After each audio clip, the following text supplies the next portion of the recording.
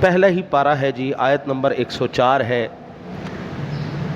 رب کریم نے فرمایا یا ایھا الذین آمنوا لا تقولوا راعنا وقولوا انظرنا واسمعوا وللکافرین عذاب علیم۔ اے ایمان والو، راعنا نہ کہو، بلکہ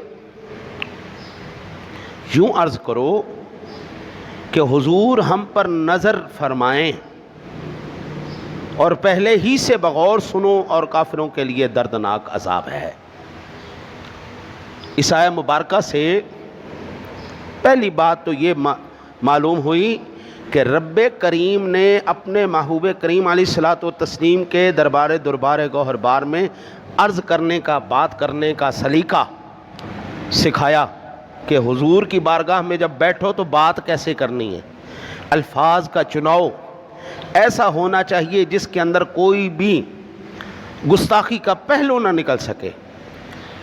اگر وہ بات جس میں ایک پہلو اچھائی کا ہے، ایک برائی کا ہے، وہ بات بالکل نہیں کرنی، یا ایک اچھائی کا ہو کئی برائی کے پہلو ہوں، وہ بھی بالکل نہیں کرنی۔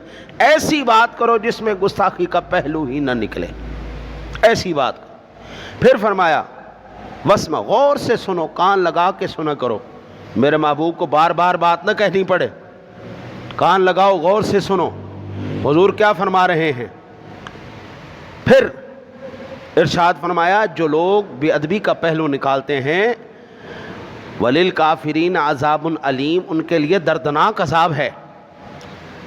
یہ جی پہلے پارے سورہ بقرہ کی آیہ مبارکہ تھی۔ اب دوسرا